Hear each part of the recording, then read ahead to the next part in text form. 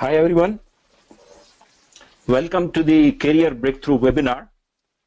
I hope all of you can see my screen and hear my voice. If you can, just drop in the chat box that you can, both my screen as well as my voice, just to ensure the technology is working fine.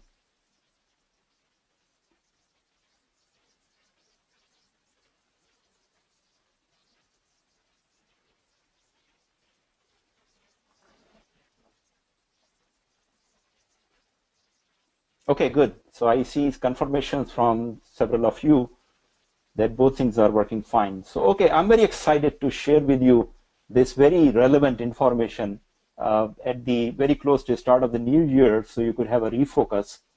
And I'm not sure if some of you might have attended this webinar last year or so. I did that around the year end or beginning of the year, Career Breakthrough 2016. And since then, the situation has not changed as far as the general economic environment is concerned, job situation, but there are a lot of new things have come out. So I have updated a lot of content. There are some information which you might have already seen, but most of the contents are new. So it's not the same old repeat, but it's new stuff. And I need to cover a lot with you in this 90 minutes. I would like to close it at time. So I'll go a little faster. And just to ensure that you get the maximum benefit out of this webinar, all of you who are staying till the end of the webinar, I'll send you a copy of my presentation as well as send you the recording. So only those who stay till the end, because I really want to share with those professionals who are serious to really develop their career in these difficult times. So that's an incentive for you. Also, because I'm going faster, so I'm not sure you might be catching each and everything, so you will have the luxury to really look at my copy of my presentation later on, as well as listen to the recording if you need to. So, few things about the logistics item. Give me a second. Yeah. So this would be 90 minutes. So we'll be finishing 1.5 hours from now. There are 4 parts. So what is changing? Because change is going very fast. So I'll try to cover the major trends, what is changing, and then how it is impacting the finance professionals, because most of you or all of you are from finance. So that's very relevant, that those changes, how they are impacting us, and what is working, what is not working in terms of a job search, career development, finding new opportunities, and what is the solution. So I'm not going to scare you with the problems only. I will try to give you a best solution which you could adopt and really take the matters in your hand as far as your career management is concerned. We'll do the Q&A at the end and try to cover as many questions as possible. But please keep dropping your question in the mail, in the chat box or in the question box. Someone is sitting with me, helping me with the compilation of the question, and we'll try to cover as many as possible. So if you have a question somewhere during my presentation, feel free to drop something in the chat box or question box. And please make notes, very important. As I said, all information are very practical, very relevant. So make notes and try to remove distraction. Also, this webinar is running on a technology which works very fine when you have a maximum bandwidth strength. So ensure that the applications running on your computer or your devices which are not needed close down, so that you can hear my voice clearly and also see my screen very clearly. Okay, a quick background for those of you who don't know me. So I have been for more than 18 years actually at the CFO level, working for the top Fortune 500 and private equity firms almost in all the regions in the world, Asia Pacific, Europe, Middle East, USA. I branded myself in the later part of my career as a strategy and balance scorecard expert. And lately I have been more in the leadership coaching and the CFO leadership expertise. I have been to Harvard Business School a few times to learn strategy. This is my mentor, Dr. Robert Kaplan. And last few years I have been focused on creating Middle East CFO Alliance and also the Meca CFO Academy. So now I'm doing full-time coaching and leadership and running the CFO community around the Middle East region. So that's my full-time job. And if you are interested to see my other contents and stuff, you can go to my blog site, which is salimsufi.com. And of course, I'm calling right now from New Jersey, where my family lives and I live. And I hope the weather is very good on your side. Most of the people are in UAE or around Gulf countries. This is a good time as far as the weather is concerned. Here in New Jersey, we have a very harsh cold weather. 2 days ago, there was the first snowfall of the season, but it's nice now. So can complain. Okay, quickly, starting with the three mega trends that are changing the dynamics of the talent market. Very important. I think this is not secret. All of you are aware, but it's very important to understand the consequences of these trends and what's going to happen and what we can do, the most important thing about it. So the first trend, which everybody knows, that the ratio of demand and supply as far as the talent is concerned is completely out of proportion. And this is true across all industries and all professions, but especially if you talk about accounting and finance profession, there is an oversupply of qualified accountants. I'm not talking of the non-qualified, only even the qualified. For example, chartered accountant used to be a very rare commodity. And in old times, if you were able to complete your chartered accountancy, a successful career was assured. Now today, I see qualified chartered accountants are doing junior level jobs like accounts receivable administrator or payable administrator, because there is so much supply, there are not many jobs to accommodate all of them. So the value of the professional qualifications have been significantly diluted. And this trend is going to continue. This is not going to stop. There is more awareness in the younger people to get qualified, number one, but also on top of it, all major professional bodies or institutions have become a lot more commercialized to offer their qualifications and give more certifications and generate some revenue for them. So that's also added a lot to this oversupply of the talent in this market. On top of this, so this is the supply side, but on the demand side, businesses have become a lot more efficient and productive, and they have learned to do more with less. So they didn't, even if there is a growth, their business is growing or sales is growing, they don't need as many people as they used to be.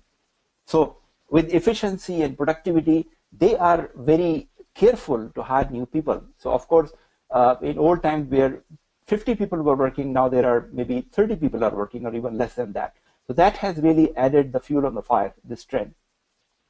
And finally, the result of these two major trends is that the talent has really becoming a commodity. Employers are becoming less loyal to their employees, and all the time we hear about hiring and firing, because even very highly respected talent, it's easier to hire and replace those talents. So you call it downsizing, upsizing, wrong sizing, right sizing, whatever it is. Losing a job is not unusual nowadays. I mean, in old times it used to be mainly performance related. If you are not doing a good job, probably you might lose your job. But today, even the very bright and very talented people, none of their fault, they are losing jobs. So it becomes a very common phenomena in this talent market. And because of this situation, fear of job security is really real. I think almost every professional has some concerns that, okay, I'm doing a good job, I'm working hard, my job looks like very promising, but look, if tomorrow another company acquire my business or another company make a joint venture, and of course they are going to do some elimination of the jobs and duplication of the jobs, remove it, then my job may be impacted. And this is real concern. It has so much dominated on the minds of the professionals that it's started to impact their performance. Because if the number one thing on your mind all the time is the security of your job, how are you going to focus on the business improvement and your functional responsibility? So it's really impacting almost everyone. So, I mean, it looks like very difficult situation for most of professionals. So there is definitely a bad news and a good news.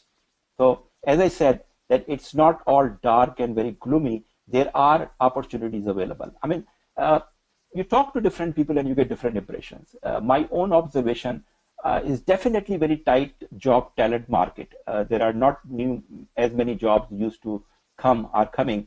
Also, if you want to grow internally, you're not looking for external opportunities and you want to grow internally, there are not as many promotions and really growth as used to be. So it's really a squeezed market. But when you look at the actual situation, I could tell you my observation that for last couple of years, I see that people who are getting multiple offers, even in these times, they are changing jobs very happily, very successfully, and sometimes they even have multiple job offers in their hand. At the same time, I also know a lot of people who are looking for jobs for more than 2 years, and sending their resumes again and again and have not got a single interview call. So both situations are there in the market. Now question is, what does it tell you? Job market is good or bad? Yes. Answer is yes, it's good and bad. It's not about the economy. It's not about the industry. It's about the individual talent. Talented people are still getting jobs, still getting offers. People who are lacking the talent, they are struggling. So that's good news and bad news. So most important thing or most important message you could get from these situations is that it's your own growth and development which makes the difference. Don't wait for the economy to improve. Don't wait for your industry to get better. You could make yourself better much faster. That's the only thing is in your control. This quote is from one of my mentor, Jim Rohn, who said, don't wish it were easier, wish you were stronger. So we need to learn from the business model. The businesses are nowadays very matured and they have gone through a long learning curve. When there is more supply, which is very common in all industries, all businesses, and less demand, what businesses do? They try to create and develop a competitive advantage. They try to become better than their competitors. And that's the only way to really attract customers, attract to demand. And that's what the professionals and talented people have to do. Try to make themselves better than their competitors. Let me tell you, many of you might have a mindset that, look, I'm an employee. I work 8 hours a day and then I get my paycheck and that's all I need to worry about. No, that's wrong. Times have changed. Every one of us is an entrepreneur. Although we are employees, yes, we understand. Technically we are employees, but we need to develop a mindset of entrepreneur. We need to think that we are in the business of selling our talent. That's exactly what we do. We have a talent, which is our main commodity, and we sell it to the people who need it. That is how we make our living. And to sell your talent, you have to do marketing, in fact, personal marketing, whether you like it or not. Today, if you're not doing personal marketing, you may significantly be impacted. Peter Drucker at one point of time said that all businesses have two functions, marketing and innovation, marketing and innovation. Very true. I would say that this saying is also true, fully applicable to all professionals today. You have two functions only, innovation, which means personal development and growth, and marketing, personal marketing. If people don't know about your talent, nobody is going to buy that talent. So you need to ensure that there are enough people around you who are aware of your talent, and that comes to personal branding and personal marketing. I know some people don't like it, especially accountants and finance professionals. We hate marketing, especially if we have to do it, right? But this is an essential, inevitable thing today to continue serving as a successful professional. So that's the key message here in terms of the good news, that yes, the market is tight, market is tough, but there are good opportunities if you change your focus, if you have not done so yet. Okay, so I'm trying to bring now a very important changing trend, which is not on the job market, but on the business side. And some of you might have seen one of my presentation in the last Meca CFO conference. I'll just send you a video link. If you haven't done it, do that. And that's a half an hour, 30 minutes presentation, which explains this, what is changing in the business model. And I'll try to do it in a shorter time because we don't have much time to go in detail.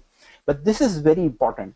It's critical and crucial to understand for finance people to notice that the business models are significantly and very rapidly changing, which is impacting our functions and our output to the business people. So let's look at this slide. This is a sort of old business model, which was there for hundreds of years. And based on this model, capital was very important to start a business. It was all about shareholders' value. And those who have capital, they would invest into plant, equipment, infrastructure, factories, warehouses, and they would create product or services, and through the sales offices, they would sell it.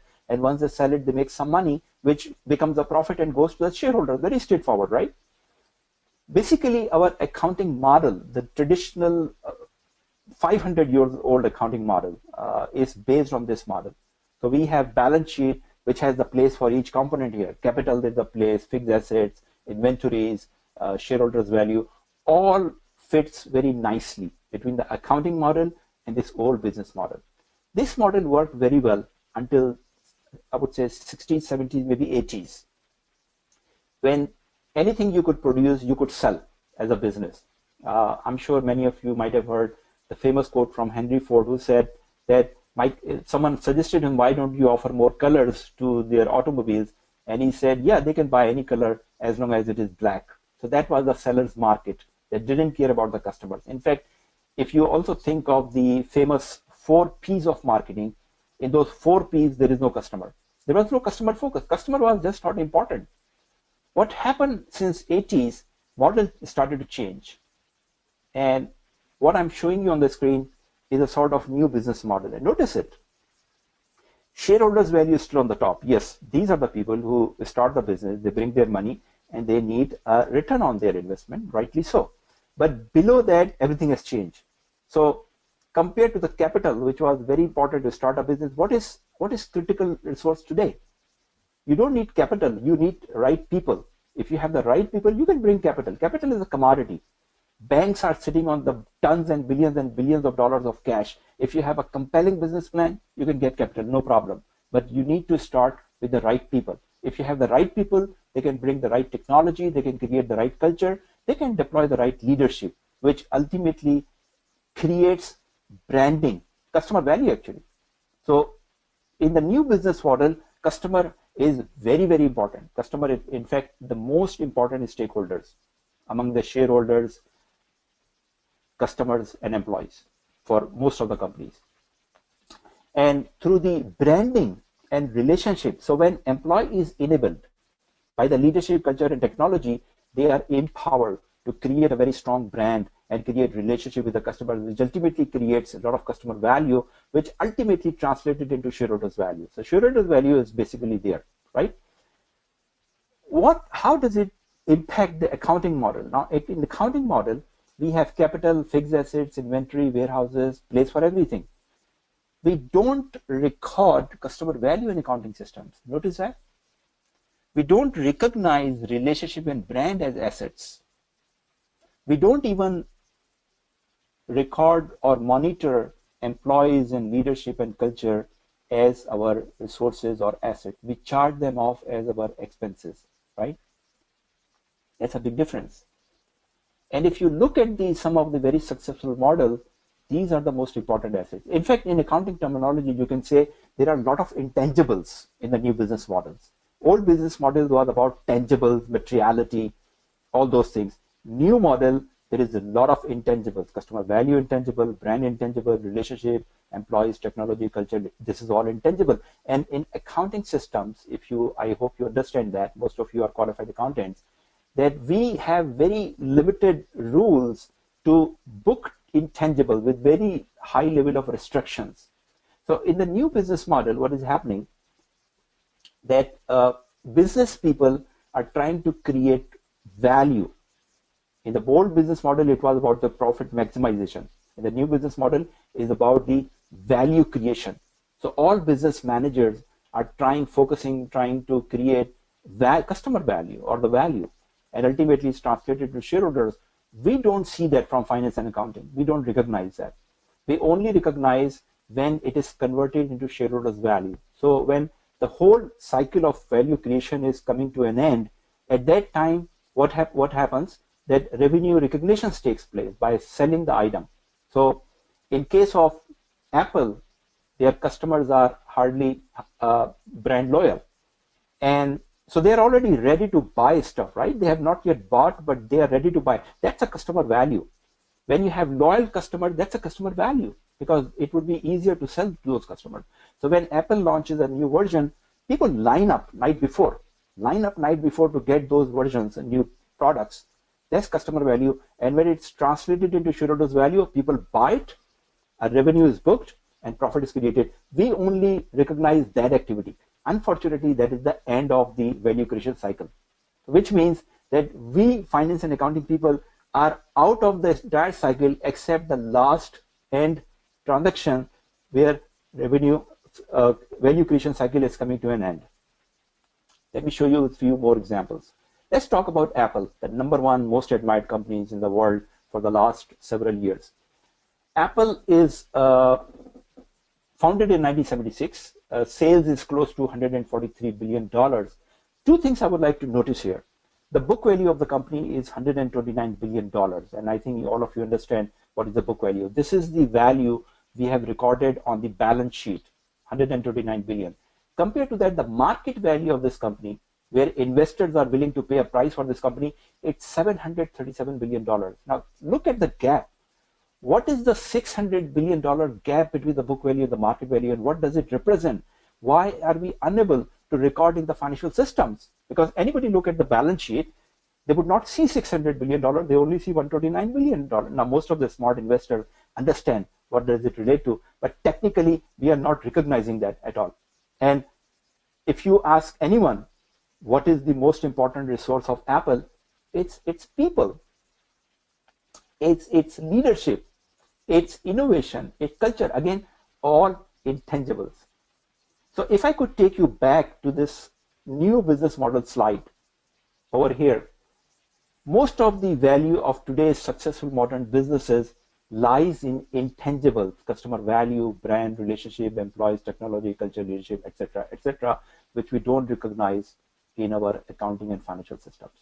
Now, I'm not saying that we don't understand that. There are a lot of smart people, talented people in finance and accounting who understand these. But the dilemma is that we don't have a structure to record and recognize that. If we don't have a structure, we don't have a structured help to the business people. Business people need help all the time from the finance and accounting people. But since there is no structure, we can help them informally, but there is no formal structure and process to help them create customer value, create branding, create a leadership, and really use them, the intangible resources of leadership, culture, technology, and employee, or even value them or measure them. So the modern business models are creating basically a gap between the financial management and the business management. Let's take a look at another fantastic company, Google. Now, Google, 82 billion in sales and 128 billion in book value. But look at the market value, $533 billion. That's huge. This $533 billion is actually double the value of a company like General Electric, which is, I think, $237 billion. $533 billion for an internet company, basically, right? It is basically an internet company. Now they're going into hardware. Motorola they acquired in 2012, but basically internet company. $533 billion is actually more than the combined value of General Motors, Ford, and Boeing. Imagine that. Three industrially giant companies, and that Google has more value than that. What does it represent? So I could check the balance sheet and see cash and receivables and assets, but what about $400 billion gap? Again, that's the intangibles. That's the culture, that's the leadership, that's the people, that's the technology, that's the innovation, that's the future promise. Investors are not stupid. Looking at the balance sheet for $128 billion and bidding a price of $533 billion, they know the potential of the company. Today's valuation of the good businesses is not about current profitability or current value of the company. It's about the future promise. And all those companies, Apple, Google, Amazon, name it, they have huge future potential. In fact, Amazon even is hardly profitable. They have very tight margins because of the products like commodities and high competition. But their market value is almost 20 times of the book value. Again, it's a future promise. I'll give you one example to explain what customer value is, so you could understand and relate it to other situations as well. We all use Google products, Gmail, and according to the statistics available, Google has 1 billion active Gmail users. 1 billion, imagine that, 1 billion active Gmail users. And most of them, not only Gmail, they use Google Maps, Google Calendar, Google other facilities, and we don't pay anything, right? But we benefit a lot. So today, if Google decides to charge a small amount, like $10 a month, I think most people would happily pay that, the benefit they are getting. And if that happens, Google would immediately create a profit of $10 billion a month. Think of this, $10 billion. Even if you discount it, you say, okay, not everybody would buy it, fine. 50% people will buy it. Google would create a profit of $5 billion a month, $60 billion in a year. Imagine that. That's the potential. That's very low-hanging fruit for them. Why are they not doing it? Are they stupid? No, they are very smart people. They want to accumulate the customer value as much as they could because they are not short of cash. They are not in a hurry. These companies are very long-term in their thinking. So they are building up equity, customer equity, and customers are very loyal. Same goes for Skype service from Microsoft. And Apple, I mean, Apple are selling tangible products, but still there is huge customer equity. As I mentioned, when a new version launch, people line up outside stores a night before. That's the customer value. And these companies focus on those customer value because it becomes easier to sell them in future. It's not one-time sales. It's not about maximizing the profit today. It's about keeping the customer with you as loyal, in fact, as your fan, which really true in the case of these companies like Google and Apple. So that's a new model. I hope you understand that very clearly now. Now, what is the consequence for finance people? So here is another flow chart which actually explains the new business model in a very simple fashion. So as I said, that it's not about profit maximization. It's about creating value creation. And how do we create the value? If you look at this chart, it really employs the main focus, main resources. So you bring the right people, which is true for Google, Apple, Amazon. You bring the right people and you enable them by providing right technology, systems, processes, leadership, and culture. And they are empowered. Once they are empowered, they are focused creating customer value, all those things, creating loyalty, creating brand, creating relationship. And once that is created in a sizable chunk, it's over a period of time converted into shareholders' value. And shareholders are also happy with this situation. They are much more patient now to create more value for themselves in the future rather than jumping on maximizing the profit today. Again, think of this business model in relation to the accounting model we have. If you try to fit your accounting model to this flow of value creation, we are not here anywhere except shareholders' value. As I mentioned earlier, that all the efforts by businesses which are being spent to bring the right employees, develop them into more valuable resources, bring the technology and systems, developing culture and leadership, and then ultimately creating shareholder customers' value, we are not there. Accounting is not involved into it. That's not our business, right? But it is very important for the business people. We only stand when that value, customer value, is being converted into revenue, which we call revenue recognition. We are there to book the sales. But that's the end of the value creation process. Is that our role? Absolutely not. So that is creating a wider gap between finance and business people. I mean, business people are nice. They are very patient. They don't demand it, but they significantly suffer from this lack of support in these areas. So if you have to redefine that, okay, I understand the gap. Actually, it's a growing gap between finance and business. So what should be the role of finance? Now, here is my definition, new role of finance.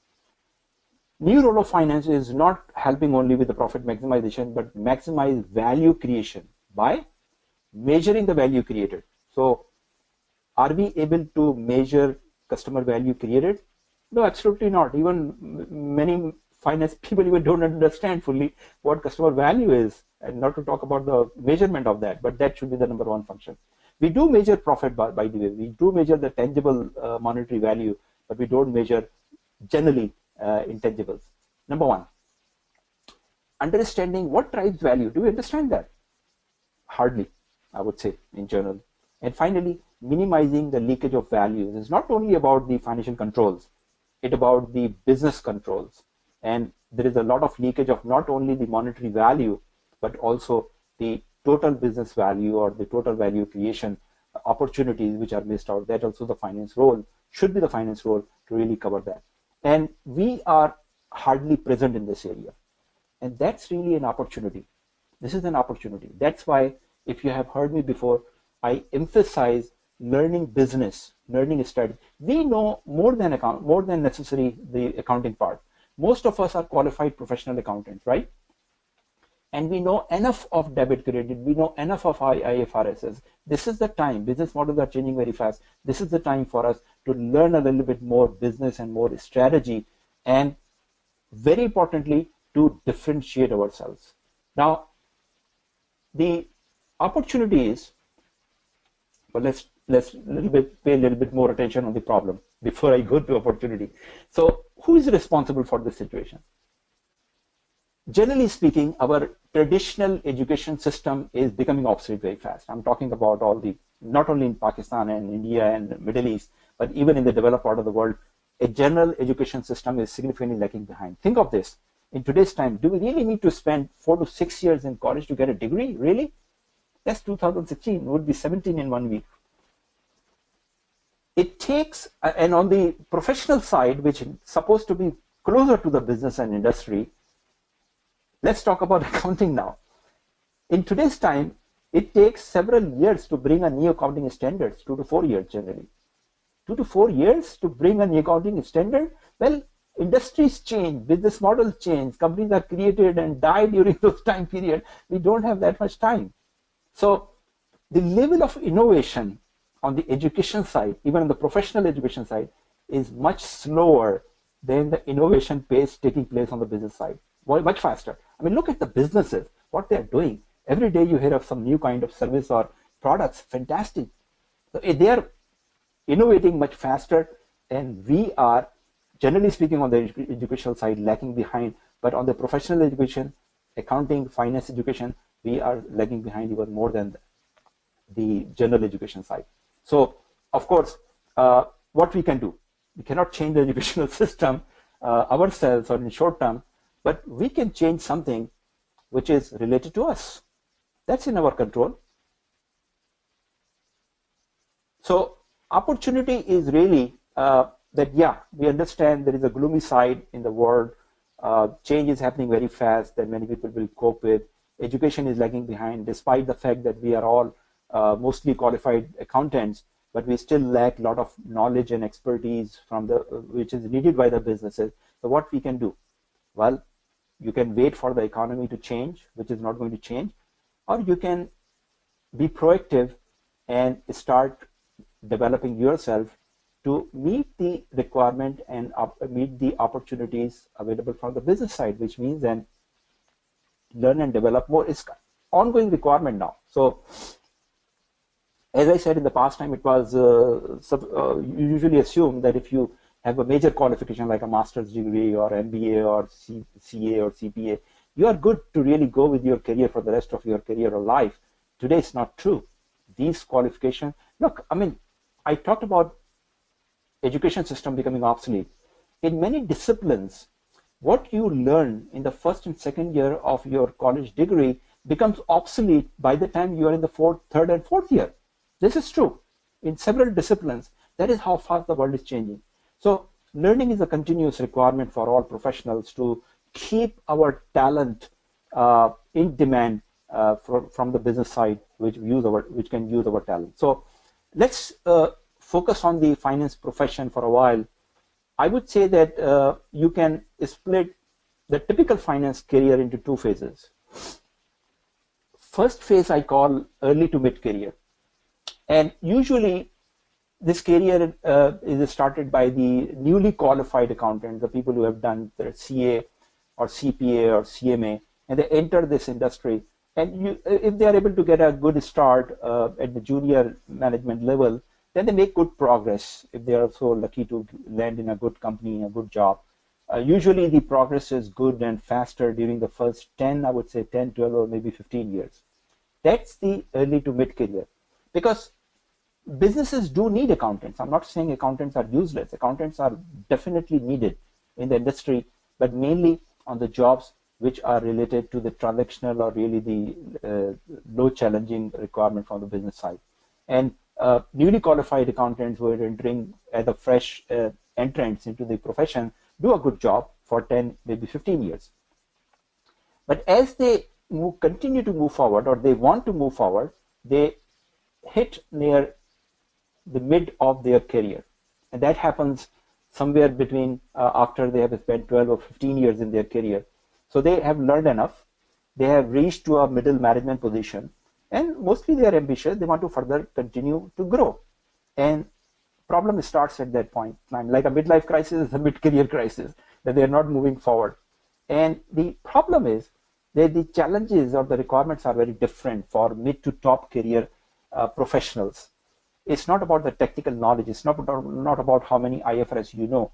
It's mainly about meeting the business expectation and requirement. And mainly two areas most of the people struggle is the business knowledge, which I would say is strategy knowledge, because it's really most of the businesses are at the advanced level. They are into very much in the strategy process. And the other thing is the leadership talent really matters for those mid-career professionals. So if I take you back to the typical pattern of the finance career, in most of the organizations, there are some business models which may be different than what you are seeing on the screen. But typically, there are four areas you could really develop your career. You go into the mainstream financial accounting, become a chief accountant, financial controller, or you can go to the treasury side, or you can go to the audit side, or you could go to the business controller side, business support side. This is also called in some companies as the finance business partnering. Now, I hope that you understand the fundamental differences between the four areas. Based on the historical patterns, the question is that which career path really takes you fastest to the CFO route or CFO role. Historically, it was the mainstream accounting, the chief accountant, the financial controller role, which would develop you or make you switch or reach to the CFO level historically. Lately, the trend is changing fast. And more people from the business controllership or the finance business partnering are going towards CFO roles. And by the way, I'm not saying that treasury or the auditor side is not qualified for CFO. Some people do reach, but very little, because these fields are considered very special, highly technical areas. And most people reach to the chief auditor role or chief treasurer, but that is what is really the potential of those, generally speaking, with some exceptions. But the main competition between the two, financial controller and business controller. So because the businesses have become much more business oriented or strategy oriented, they also need people at the senior finance level who know business, who know strategy. And of course, if you reach to the CFO level, you do know some level of business and strategy. But the people who are in this business controller side or finance business partnering side, they have more opportunity to learn business, because most of the time they are working with their business partners. And by working business partners, their mindset is starting to change. I myself moved from pure accounting discipline to business accounting or business support area much earlier in my life. So I always considered myself an accountant with distorted mind, because I really couldn't really fit into the typical thinking mindset of accounting and finance. And I was always more on the side of business to really understand and appreciate their problems and their challenges. So this is a developing sign that businesses are really looking forward and needing more business-oriented finance professionals. And more bright people are really taking the option to go toward business controllership or finance business partnering, and they know that the route goes faster to the CFO or senior C-level positions role. So that's one trend to be observed here. Now, I quoted about the innovation and marketing from Peter Drucker. This is another quote from a wise man 200 years ago, that look, things will change, especially in today's time. The only thing which will make you succeed and survive, adaptability. How adaptable you are. That's the only qualification you need. And let me congratulate you, all of you who are on this webinar, because you are one step ahead of your competitors. If you're sitting in webinar, I know that you have a different mindset. You want to learn new things and learn faster. That is why you are here at the late evening, sitting in this webinar. So you already have a competitive advantage. You need to make it sharper and polish it further to really stand out from the crowd. That's the only thing we do. Now, going back to the earlier comment that there is more supply than demand, we cannot change that. It's not going to change in the short term. Even the economy gets better, oil and gas industry gets better, that ratio is not going to change. There would always be more competition. The only thing you could do is make yourself look better, make yourself look differentiated, make your brand noticeable for the other, and then you will have more chances to get those positions which are still available in the marketplace. So in the next slide, I'm going to share a framework. Now, this is probably the most important slide of my presentation. So pay attention here.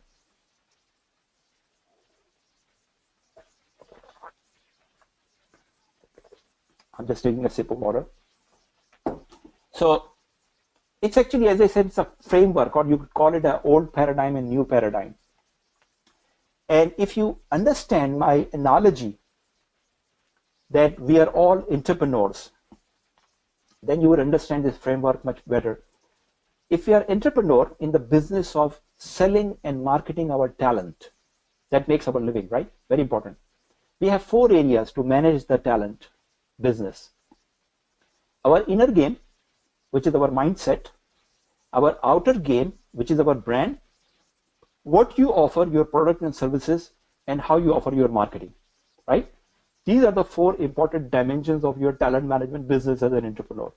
Where we are, so let's look at the old paradigm. Now, old paradigm, you may be different. You're already maybe moving into the new paradigm, but believe me, 95% of the finance and accounting professional is still living in old paradigm. And that's a problem, but that's also an opportunity. Because if you move from old paradigm to new paradigm, you are the top 5%, not 95%. You have less competition. Let me show you what is in there. So inner game, mindset. What is on our mind all the time? Fear of job security. That's really a serious issue because it's impacting the quality of the output. There are very talented people, but they cannot really focus on things which they should because of this fear of job security. Our outer game, our branding is financial expert. We love to be called financial expert, and that is what we really show as our brand to the world. Finance expert, accounting expert. What we offer? I have chartered account. I'm a chartered accountant. I have MBA. When did you do it? 20 years ago. What is your experience? 20 years. But nobody cares about that. They care about your current skill and really talent. How do we do our marketing? Our CV and resume. That's what 90% people do. Just send their CV, print it and send it, and nothing is happening. So that's the old paradigm to run your talent business if you really take it as an entrepreneurial challenge. What new paradigm requires or demands? So CV is not working anymore. What is working? And that's probably maybe for another time to discuss in detail. You can read some of my blogs why you're not getting any response to your resumes. But the thing is that recruiters and employers don't have time to go through hundreds and thousands of resumes or CVs.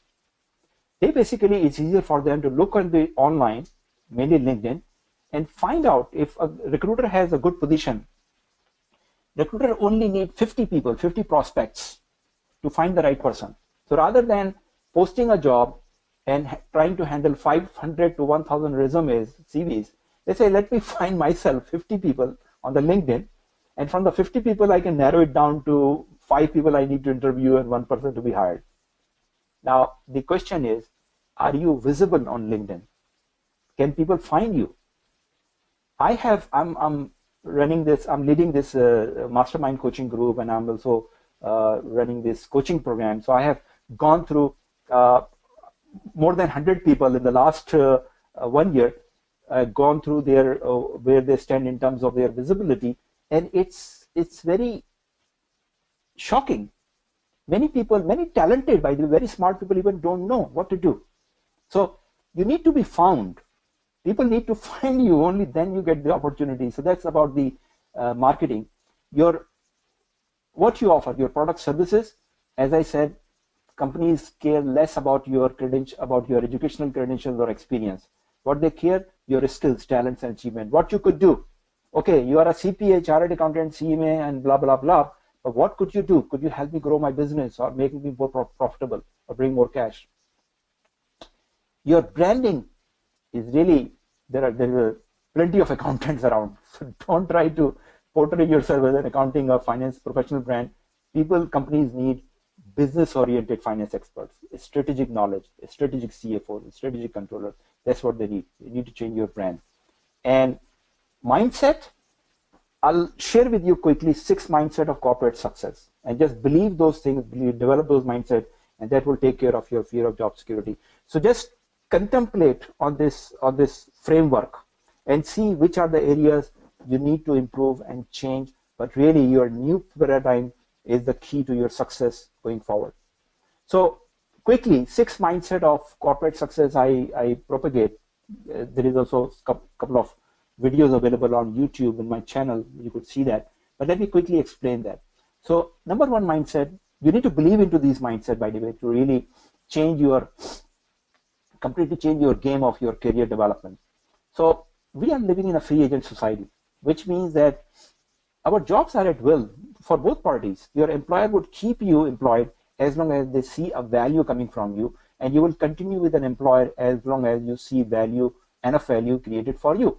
The day you don't see that value coming up, or the employer don't see that you are putting in enough value, that relationship is terminated. It's contractual. All the talk about that, oh, you are our employee, part of our family, is really BS stuff. The reality is that all employments are contractual based on the mutual benefit. So you need to believe into it, number one. So you don't get upset if that contract is terminated. Second thing, all jobs are temporary, really. You could work for one employer for 20 years if you're lucky. My father worked for the same employer for 40 years. It's historical. It's no more difficult to find those examples. But jobs are temporary. Profession is permanent. If you are a CFO, probably you would remain a CFO. If you're a controller, probably you would remain in finance. But your jobs would be changing from company to company.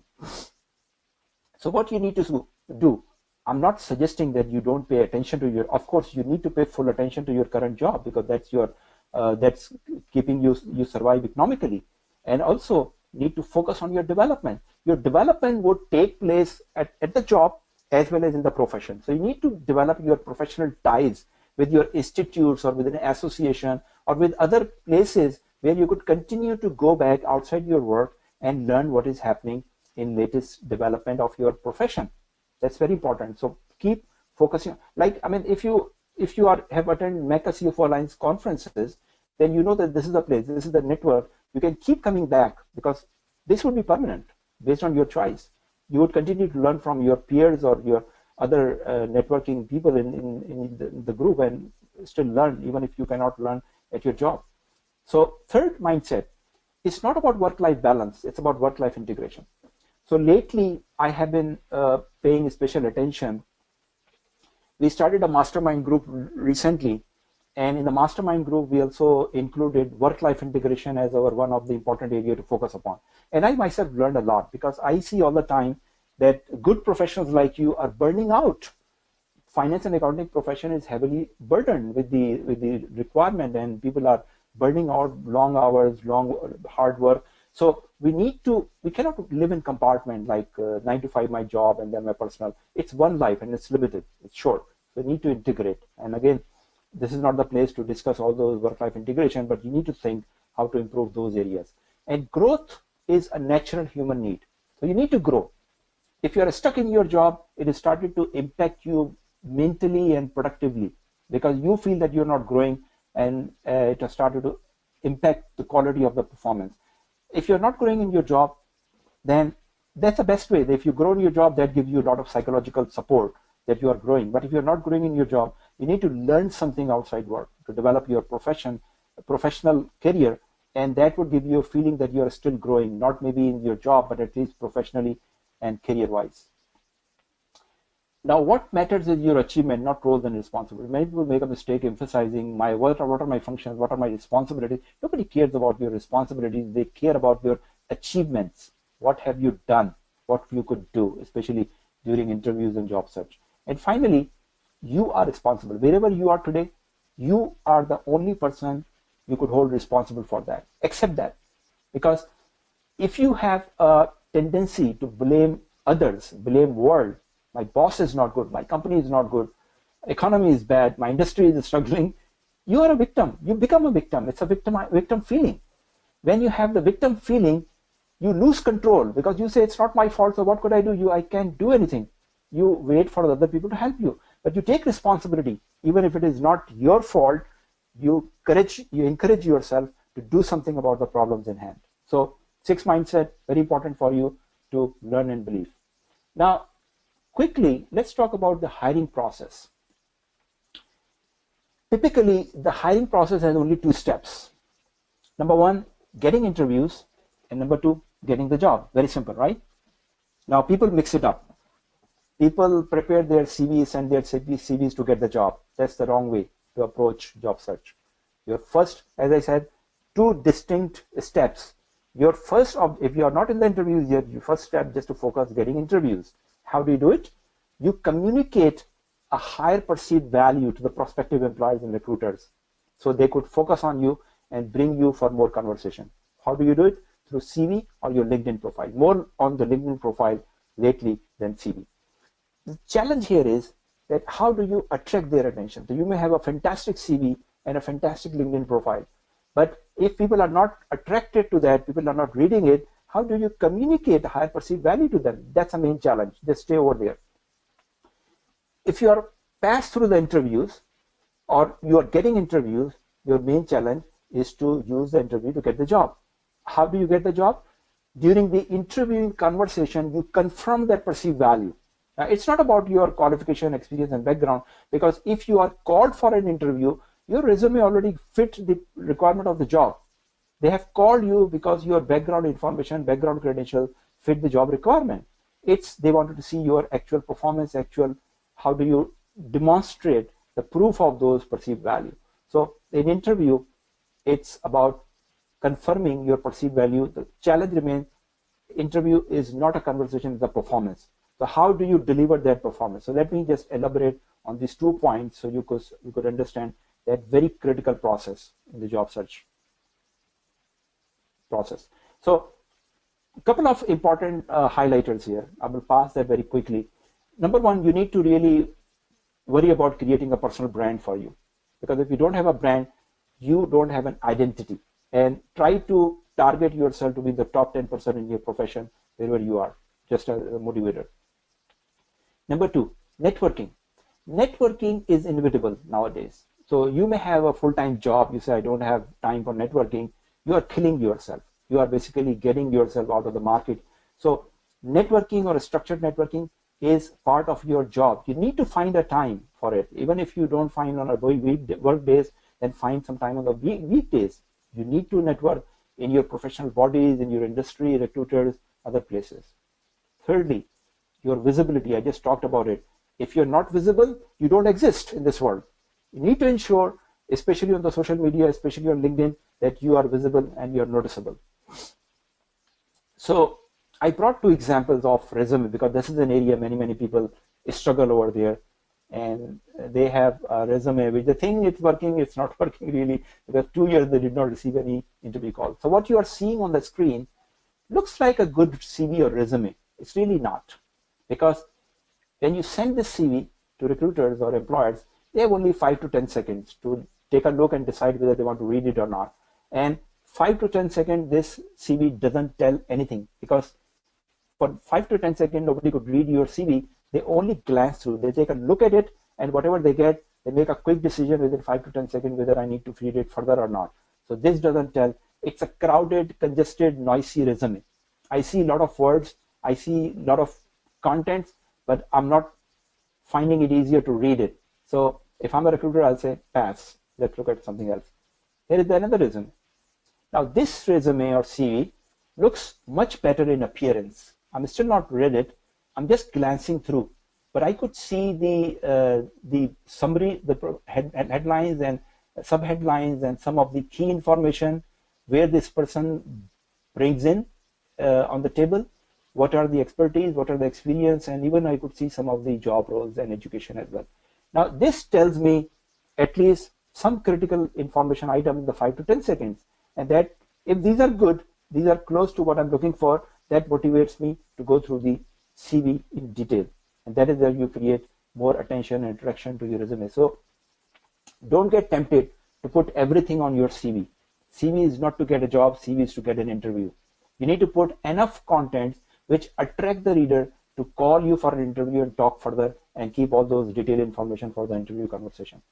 This is just a glance on a very good LinkedIn profile. So you need to ensure that your LinkedIn profile really looks very professional, which means that it's a marketing document actually. It's not only content, marketing document. You need to bring images, graphs, charts, and relevant information, logos also. So images, logos really beautify your profile, look like a marketing document, and of course the contents. So interview, I said, is a performance. It's not a conversation or talk. It has 2 aspects. contents plus delivery. So many people make a mistake. They go to interview and say, okay, I'm available to answer any question, ask me. Big mistake. It's your performance. You have more burden to show your performance than the questionnaire.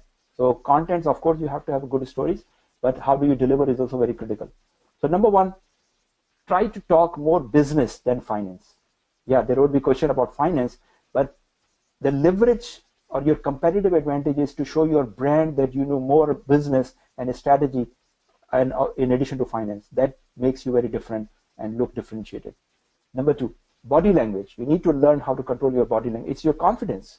I mean, you look at some of the current examples. Donald Trump, I don't like him, but he won the election based on his self-confidence. And even in an extremely pressured situation, he was very able to maintain and manage his body language. So not a good role model for me or for many people, but at least there are a few things to learn from him. So body language really matters. How do you talk? How do you deliver your performance or conversation? Energy, sure, learn it. If you don't have a highly energetic profile, learn it. That's easier. This is a number one game changer. Number one game changer. Because why people are hired? Because interviewer like them. And in order to like them, you have to have a lot of passion and positive energy. Show your excitement for the job you are talking about. Stories. The best way to really communicate the contents, what you want to communicate, bring stories, make rehearsal, develop short 2-minute stories and rehearse them. And finally, ask questions. Interview doesn't mean that you are the only answering end. You need to drive the conversation. Sometimes when the conversation is not going to the right direction, it is your responsibility. Now, you are not an interviewer, very clear. But you could drive the conversation by asking pertinent questions. Bring the interviewer to the right path which you want to talk about. Politely ask, can I ask a question? And 99% of the time they will say, yes, you can. And that is how you control the conversation, drive the conversation in interviews. Okay, so two things in the interview again: highlight your achievement, not your roles and responsibilities, and enhance your business acumen, more strategy and business than really accounting and finance. So I'm not saying that you don't need to know accounting and finance. Of course, most of us are qualified accountants. We know more than enough accounting already, but it's the time to learn business and strategy. So let's come back to the solution part. So I have been involved in this CFO leadership stuff for now almost 3 years, mainly in the Middle East region. So I know a little bit about the trends and what is working, what is not working. In fact, 2 years ago, we came up, so I was always thinking that how to really solve this problem and what should work from a professional development point of view. And we developed a CFO leadership competency model, which included the several competencies which are really required to reach to a CFO role. So many people, 2 years ago, I made a brief survey. Many people asked, the number one question on their mind was, what it takes to become a CFO mid-career? And I said, I'll try to answer that. So I said, 3 areas, 3 expertise, 3 leadership qualities: personal leadership, public leadership, and strategic leadership. Personal leadership is working on yourself. And as I said, that finance and accounting profession is very demanding, and you need to be really prepared for yours. Unfortunately, the things which really matter are not taught in the college, university, or institutions, and we need to learn on our own. So your energy, your productivity, I call it peak performance, is very important. Then you need to learn those productivity techniques and also ensure that there is enough integration in your work and life. It's a very demanding profession. As you move up, the demands of your work and profession would only increase. So you need to ensure that you have a good command over productivity, peak performance, and also understand and can implement work-life integration part. Then emotional intelligence is number one requirement for CFO roles, emotional intelligence. Now, some people think they know, but really they don't know. So you need to really spend some serious time learning it. Personal branding is the key to your personal marketing. Don't neglect that. On the public, so this is all about self-improvement or self-control or self-discipline. When it comes to the public leadership, you have to deal with a lot of people. As a CFO, you will be dealing with a lot of people from different disciplines, different mindsets. And over there, you need to have several talents at their edge. Your communication and presentation skills are number one. Unfortunately, in finance and accounting, we don't have very good level of presenters. If not, you need to learn it. You can always learn it. No matter what age, what point of career you are, you can always learn it. Authentic leadership is a very deep subject. I'm not sure if I have time to really explain that, but this is what we are covering in our mastermind program. Relationship. Relationship is the vehicle on which you ride your career journey. If there is no vehicle, there is no journey. So pay attention to it. And finally, service orientation.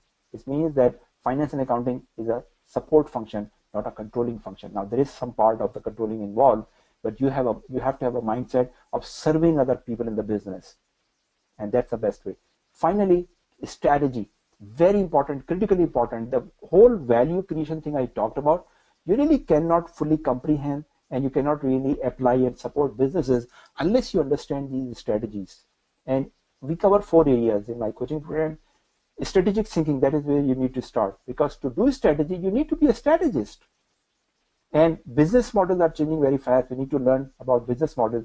Value creation is itself is a whole subject and area. You need to go deeper. And finally, performance management. It's no more about financial management. There is no financial management in today's model. Today's model are fully integrated. You cannot run financial management standalone, isolated. You need to integrate with the businesses, and you should be involved in the performance management, which is the right role and responsibility for CFO. So this is a model.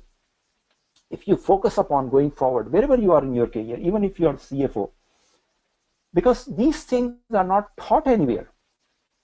I have learned by trial and error these things in my own career, in my 20 years career as a CFO, observing a lot of people, and in the last 4 years, working with hundreds of CFOs in the region and looking at what careers are developing, what careers are struggling, and ultimately coming out with this framework. So I'm very proud to really share this framework with you, which is probably the most practical framework based on my research anywhere available currently for a CFO leadership role. So it's mainly for CFO, but it's also applicable to other leadership role in the business. Now let me explain to you another framework or mindset. Maybe you might have heard it, but it's very relevant here. Usually there are 4 levels of awareness or 4 levels of learning, you can call it. So you see 4 boxes on your screen, box 1, 2, 3, and 4, and these are the levels. So for box number 1, which is basically you don't know what you don't know, not aware of a skill you lack. In other words, you don't know what you don't know. Usually babies fit in there. When we are born, of course, we don't have that level of intellect and understanding that we know what we need to. So we don't know what we don't know as a baby. But as we started to go elementary schools, we started to understand that there are things we need to learn, and we move into box 2, right? Box 2 is you know what you don't know. That's a good place. Once you're in the box 2, which is conscious incompetence, you make efforts to learn something, to be competent. And if you continue to do that, you move into box 3, which is that you learn something consciously and you become competent. Journey does not stop there. The top leaders really is the box 4. Box 4 is where you are competent, but you are doing it unconsciously. The best analogy of driving. So as a young child, you don't know that you need to really learn any driving, but as you are growing, you realize in your teenage that you need to learn driving. You move from box 1 to box 2. And then when you start learning, you're driving. You're in box 3, but holding the steering wheel with both hands, you're very consciously driving, right? But soon after, you're in box 4. You're driving unconsciously. You're drinking coffee, you're talking to other people. Maybe you're chatting and texting on your phone and you're driving. That's box 4. That's the mastery level. And it's not only for driving, it's for every other skill. Business leadership, professional leadership development, becoming a strategic CFO is also part of the same cycle. You start from box 1, 2, 3, and get to 4. Now here is an interesting thing. I said that mostly babies are in box 1, but you may find, if you look around, you may find there are some matured adults who are also in box 1. They don't know what they don't know. And if I narrow down to the finance profession, a quite big chunk of the professionals also fall into that. I said that you are ahead of game. You are more mature because you are sitting in this webinar. Majority of the finance professionals don't think they have to learn anything. They are not wasting their time in webinars and all those things. They don't know what they don't know. And many CFOs fall into this category because simply by working in a business, they think they know a strategy. They have no idea what a strategy is. They have no idea what how today's business model works. They are in box one. They don't know what they don't know. Let me congratulate you that you are already in box one, box two, and maybe box three, and you are making effort to ultimately reach to the box four. That's very important framework to keep in mind whatever you are learning.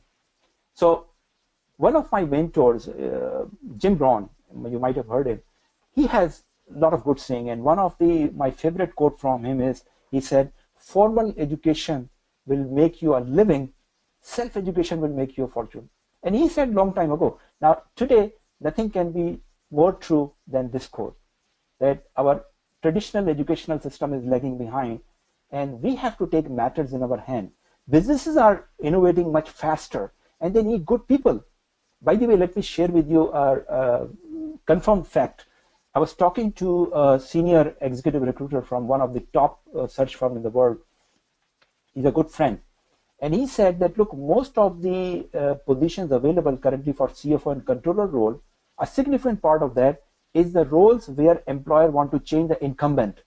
So there is already a person doing the job of controller or CFO, but the business is not happy, and they want to confidentially remove and replace another more talented person, and all these searches are confidential, so you may not hear about them.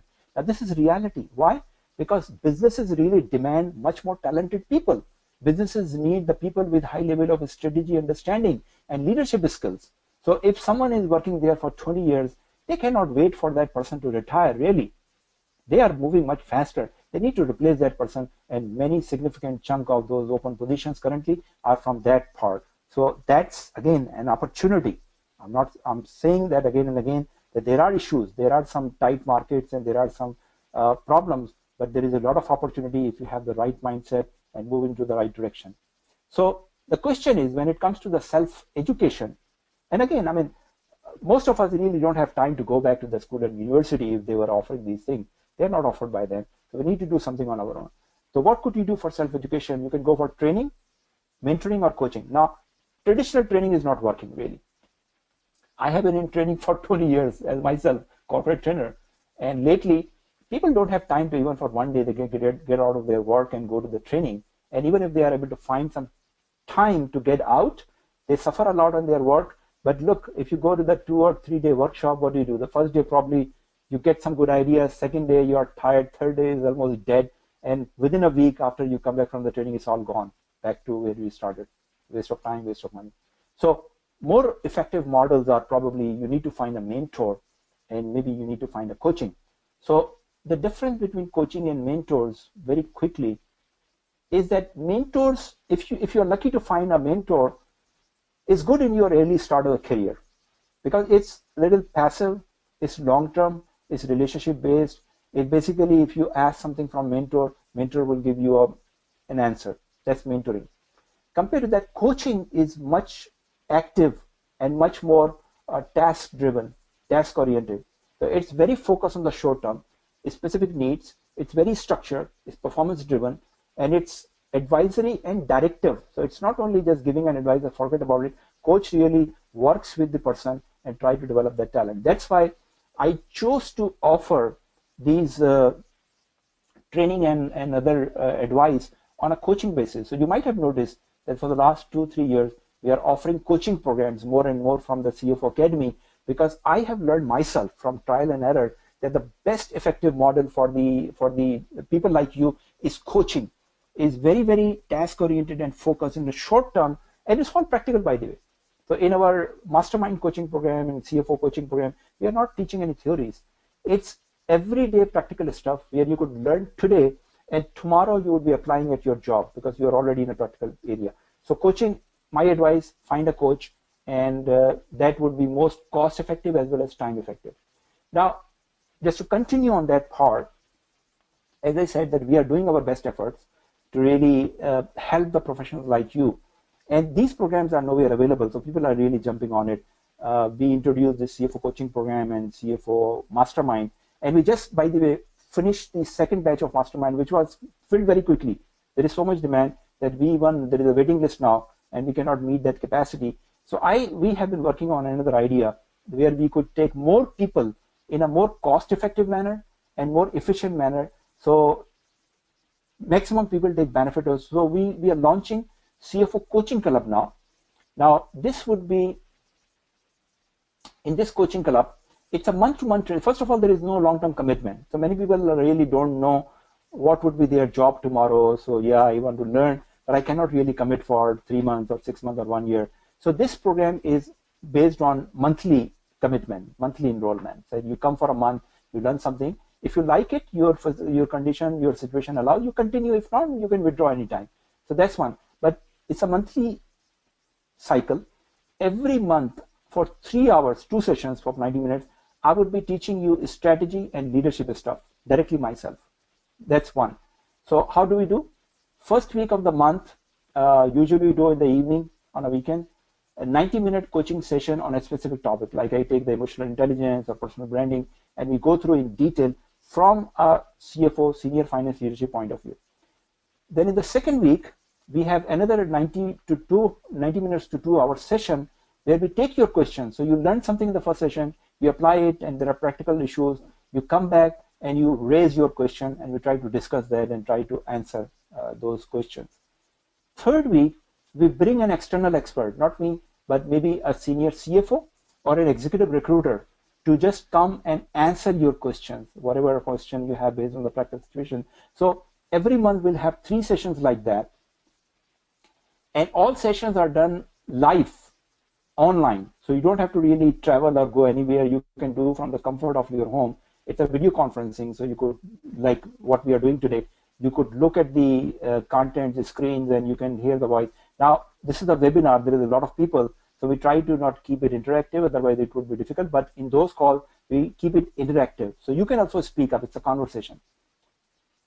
And one leadership, so we have formulated a program for 2017, next year.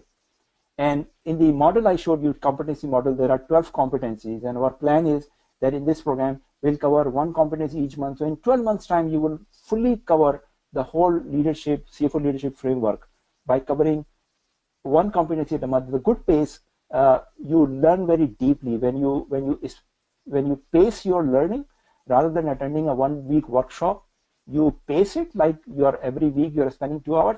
That's a far better quality of learning than fast-paced learning. And all sessions are recorded. So if you miss any session, you don't miss anything, because immediately all sessions you have attended previously or you have registered for will be available online to you to access anytime.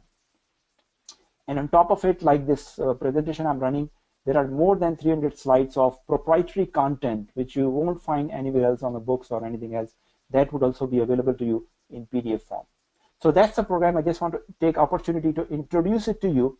I'm sure it's far more beneficial to you than any other programs or trainings available right now. And finally, we'll also make a Facebook active group where you could network with other peers, people like you.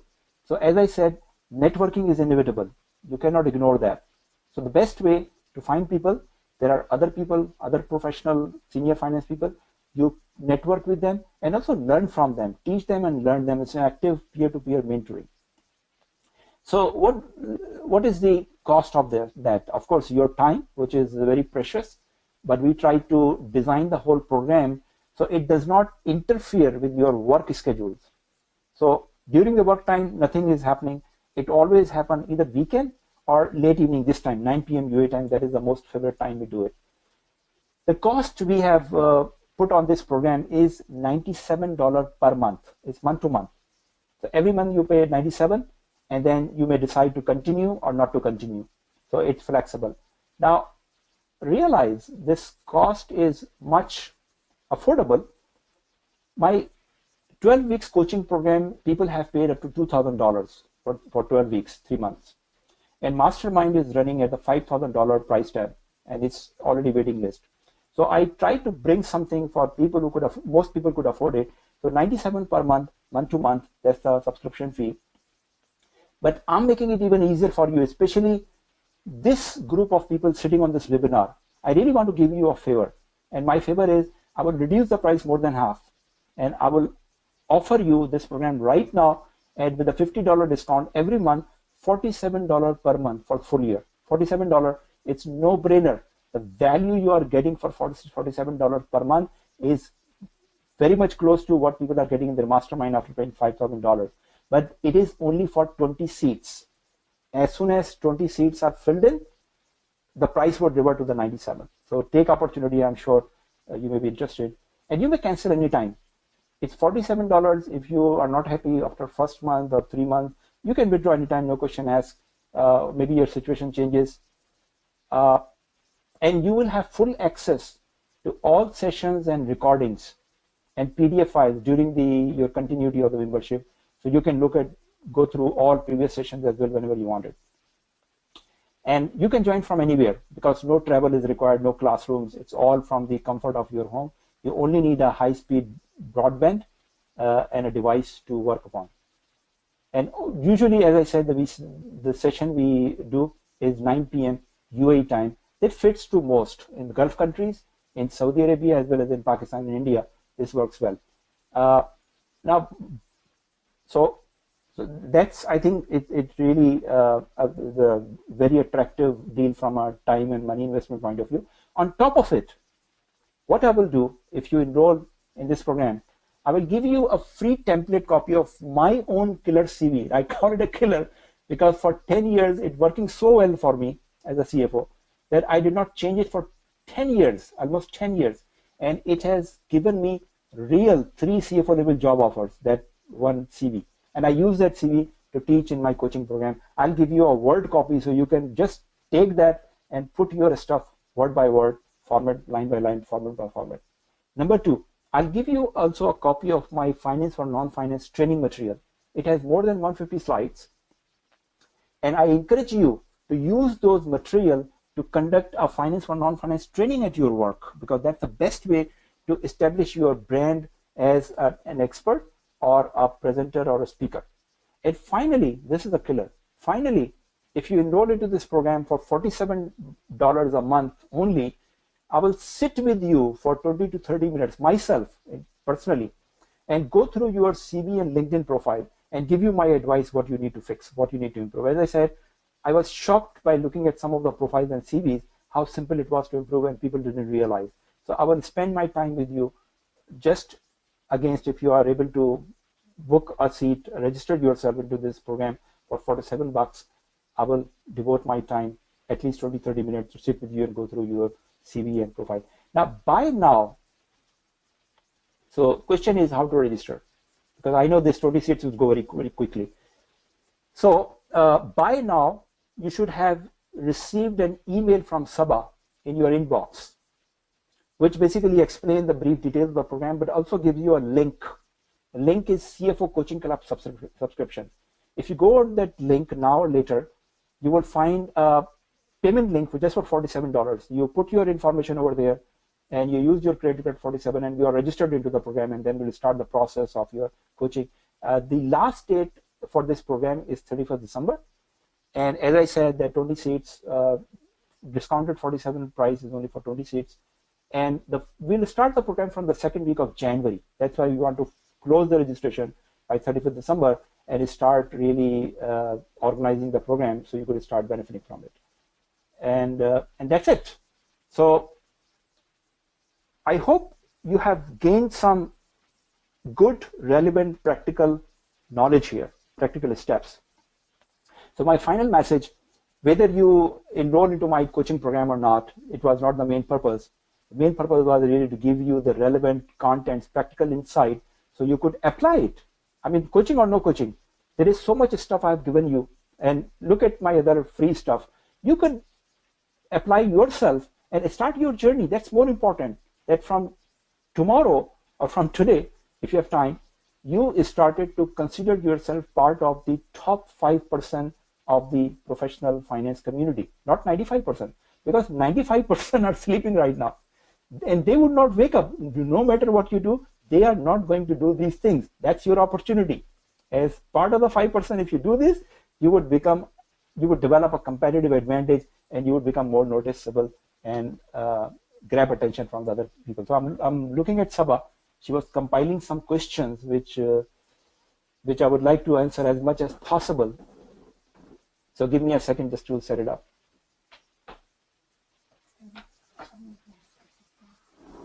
So even if you have questions, you can just write down in the chat or question box, and we'll try to compile them and answer as fast as we could.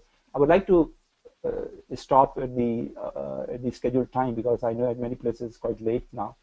So we'll take another 10-15 minutes. Okay. Is a CPA crucial to become a CFO? No. CPA is not crucial, and accounting, a professional accounting qualification is crucial. So you have to have a CPA or chartered accountancy or CMA or some sort of professional accounting qualification. One qualification is good enough, whether ACCA, CPA, CA. But CPA, yeah, it's helpful, but CPA is not the only qualification which is crucial. You have to have one. Should we pay full year at once, or no? It's month to month. The program has been designed to really make it economically much more affordable. So I don't need all the money right now. As we go through the program, every month you learn. You pay 47 one month, second month, third month, and you also develop the confidence that you are making progress. So there is no expectation of full year payment.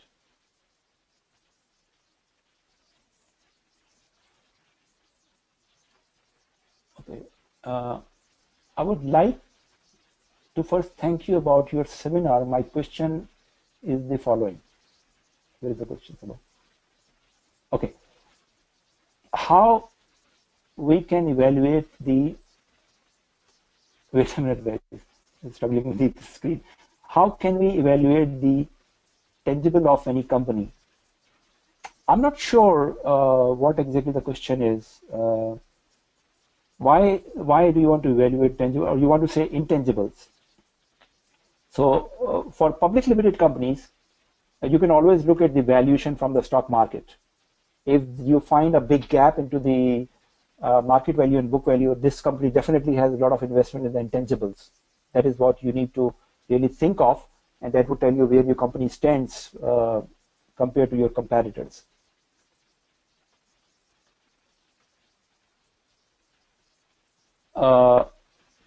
Calling recruiters and discussing job roles is a good idea.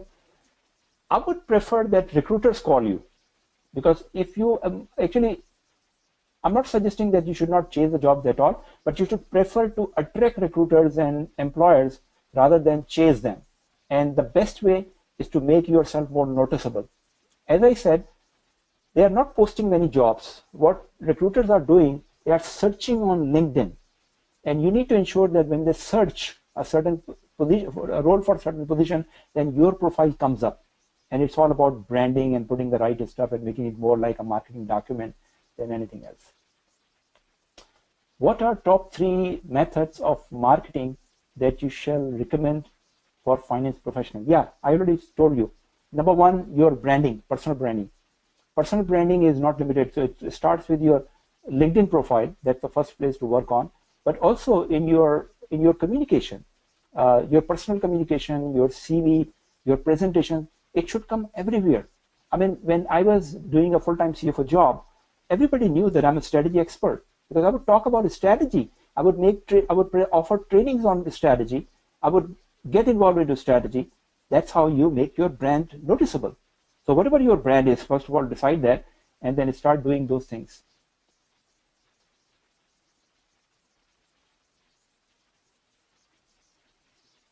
Okay, pick anyone.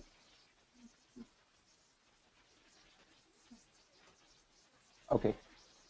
I'm a non-finance professional. I'm a supply chain professional. Will this program benefit me? Yeah. Although I have designed it mainly for finance professional, but I think 80% of that is equally applicable to any profession, because we are not talking about IFRS here. You already know more than enough accounting. This is the general leadership and strategy, which applies to each and every discipline. I would say 80 to 90% is really generically applicable to all disciplines. Okay, everybody has some intelligence and response to emotions. What is emotional intelligence in real sense? Emotional intelligence, first of all, I would suggest you that go to YouTube and search for Salim Sufi. You will reach to my channel. And on my channel, there's a beautiful video for 24 minutes on emotional intelligence. I'm very confident that in 24 minutes, you will get every answer you may have on the emotional intelligence. This is for all of you, if you could do that. It's a wonderful video, and I'm surprised how did I explain that complex subject in such a short period of time. But to answer your question right now, emotional intelligence is, first of all, creating your self-awareness. What do you do better? Where do you lack? And understanding the empathy part, the other people's emotion, and then relating it to make best out of it. So your own emotions, your other people's emotion, understanding it, and then making it for benefit, betterment of both the parties. That's all emotional intelligence is. Okay, thank you for this useful and very relevant content. What would you suggest to someone planning a career shift, for example, from HR to finance? Okay, so yeah, it all depends upon which point of career you are. And I think you have mentioned that your mid-career, that is 10 plus year of work in initial role. So if you are in finance, usually it's possible for finance people to move to other roles, because there is not much technicalities involved. Usually people don't move to finance. Finance, you have to have the basic knowledge and basic qualification. So if it is from finance, I have seen people moving to a non-finance role, even in their seniority level, like plus 50 of age, like after spending 20, 30 years. The only thing, you have to work on your brand. If you want to move to HR, for example, people need to know that you are passionate about HR. People need to know that you know more than average about HR. And that would make your process of convincing the decision maker easier to accept you or invite you to that type of roles. This has been a very useful session. My question is, today's job market, what are the prospects of a qualified MBA to progress towards senior management CFO role? Okay, so if you heard me, I said earlier that to reach to the CFO role, you have to have at least one professional accounting qualification. Generally speaking, I mean, there might be some exceptions, but generally, it is expected that you have one professional accounting. Now, MBA is an academic qualification. It's a very good qualification. I myself is an MBA, but it's not a professional qualification. When I did my MBA earlier in my career and I decided to move to finance, I realized that without an accounting qualification, I would not be able to make much progress. So after completing my MBA, starting my career, I immediately registered myself for a professional accounting program, which I completed shortly, and then it was easier for me to make progress. So I would say MBA alone may be a little challenge to reach to the CFO level, but it's possible. Okay, thanks for such informative webinar. How will the payment please? Yeah, as I said, that you should have received an email in your inbox by now from Sabah, CFO Academy, and that email contains a link. Just click on that link. You will enter your information, basic information, and then you will pay $47, and then you are registered into the program. Your seat is booked. Is it worth if I engage a LinkedIn CV writer? Really depends how good the CV writer is. I have seen good and bad both. I've seen very good CV writers to do the job, and I've seen very horrible stuff coming from paid service from LinkedIn supporters or the CV provider. So you need to really evaluate. Try to find out the references first, what work they have done and whether their previous clients were happy or not. What is the schedule of the course? So schedule of the course is that the CFO framework, if you go back again to the diagram I shared with you, you will notice 12 leadership competencies under personal leadership, strategic leadership, and public leadership. So in 2007, 12 months, we are going to cover those competencies, one each month. We'll go in with much intensive level in detail. Emotional intelligence 1 month, personal branding 1 month, work-life integration another month, and that is how we'll cover one by one each month. So by end of the 12th month, you would have completed the whole CFO leadership framework. That's the idea. But as I said, the program is flexible. If for some reason you want to drop out the program in between, you can always drop out.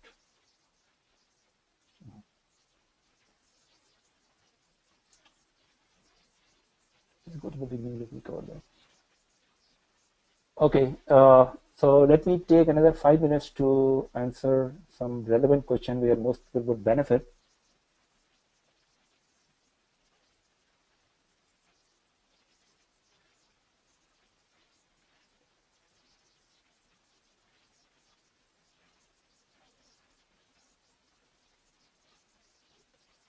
Okay, the program is just for no. The question is, the program is just for CFOs? No. Mainly it is for the mid to senior level finance professionals. So we call it CFO Coaching Club, because in this program there would be CFOs as well, but mainly the people who are aspiring to become CFOs. So usually I suggest that if you are 2 or 3 level away from CFO, you are in the best position. So people like accounting manager, finance manager, senior accounting manager, a chief accountant, financial controller, management controller, a finance director, and many times, I mean, in my CFO coaching program, there are several CFOs still in the mastermind as well as coaching program. CFOs are going through that program and finding it very useful. So the stuff or the learning we are talking about is very unique. First of all, I guarantee that you may not find similar program anywhere in the world, but this is the unique. I'm sitting here in New Jersey, USA. I know it much better that what is available, and there is not. That's what I'm talking about. This is an opportunity for us. If you learn this stuff, if you learn the CFO framework I'm sharing with you, and if you even spend 12 months on it, you would always be differentiated. You would be entirely in a different category, and it's an easy challenge to really accomplish. Okay, next question. I'm a qualified ACCA finance manager controller for past 7 years. Will MBA be helpful to next level, or should I look for CFA or PhD? Look, let me repeat the quote I shared a while ago. Formal education will make you a living. Self-education will make you a fortune. My suggestion is that if you have one good professional or academic qualification like ACCA or MBA, that's a good thing. You should be considered highly educated, right? And highly educated is sufficient being an MBA or ACCA or even CFA or PhD. Adding too many abbreviations next to your name, practically, generally speaking, is not much helpful. I mean, the time you want to spend in PhD, for example, or do MBA, if you learn this leadership and strategy stuff on your own, I think this would be regarded more from the practical point of view, from the organization, from a career point of view. Because as I said, even the companies like Google and Apple and Microsoft, they're hiring more non-college graduates now. Because they said, what do we do with the college degrees if you cannot handle the job? And if you can handle the job, we less care about the college degrees. So that is the new trend and phenomena happening. So I would suggest you, I mean, I'm not stopping you to do MBA or PhD if you want to. It would definitely help. It's not be completely wasted. But if you really have to make a better choice, probably focus on learning leadership and strategy on your own. Whatever comes your way, better to learn those things. What is future of finance in the ever-changing technology? Yeah. So future of finance is really, the role is shifting more towards strategy and leadership. This is what I told you. Because with the presence of the very powerful ERP system, accountant's job is almost taken over by computers. In fact, if you ask me, I would say accountant is the wrong description of us, because there is no more accounting function exist. Accounting has been taken over by a strong ERP system. Yeah, it's decision support, is interpretation of the financial information. That is the role. And to do that, decision support, interpretation, and supporting the business, whether you are in auditing or treasury, everybody is required to support the business. And to support the business, you need to understand the business, and more importantly, a strategy part of the business, because more and more businesses are moving towards that. So that's the key and critical.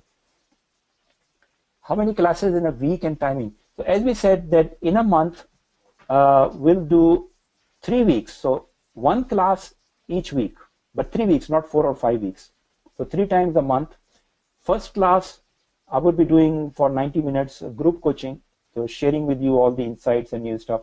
Second week, the whole group would come back with their question and comments. So it's a group sort of discussion and answering practical issues. The third week, we'll bring an external expert like a CFO or executive recruiter, and they will answer your practical question. So every month, 3 weeks, 3 classes in each week, 1 class.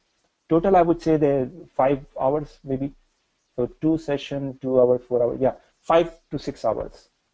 And you will have some assignments and exercises to do on your own. Please advise best book or course which is focused on finance for non-finance professional. Finance for non-finance professional. There are some good strategy. Finance for non-finance, I think, is difficult to learn through a book. You need to really go to a practical training or find someone, an expert in finance, to teach you. But you could understand some finance-related business stuff in some of the strategy books. If you drop me an email, probably I'll send you a list of the books. My email is very common. If you respond to these webinar messages, it will come back to my email, so you can contact me with your question.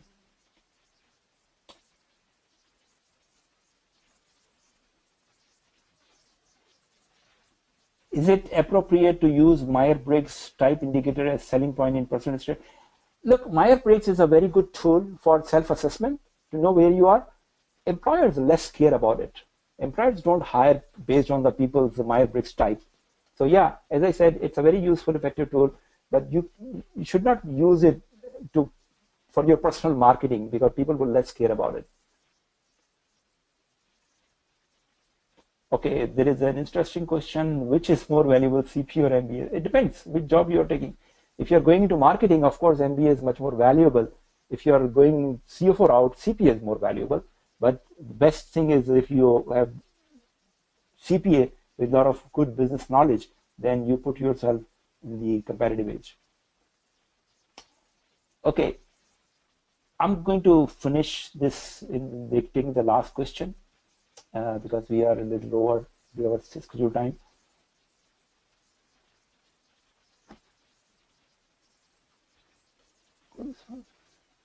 This one more, yeah. So this has been a very useful session. My question is, today's job market, what are the prospects of the qualified MBA to progress towards senior management CFO? As I said, that MBA, you could still make a progress, but that would be slow, because you would not be considered as competitive as a CPA or chartered accountant. So if you have already done an MBA, try to do a quick CMA or CPA or CFA, some professional accounting qualification, and that would make you more attractive towards these roles. So guys, there are still a few more questions, but please, I don't want to take more of your time. Thank you very much for your passionate listening, and I hope the session was useful. Feel free to drop me questions if I have not answered your questions, or you have another question for me. Feel free to drop in my email, and I'll try to get back to you. But otherwise, I think that you have found the session very useful, and I'm sure I would be loving to really work with the 20 people who registered for this coaching club seats. Thank you very much, and good night. Bye now.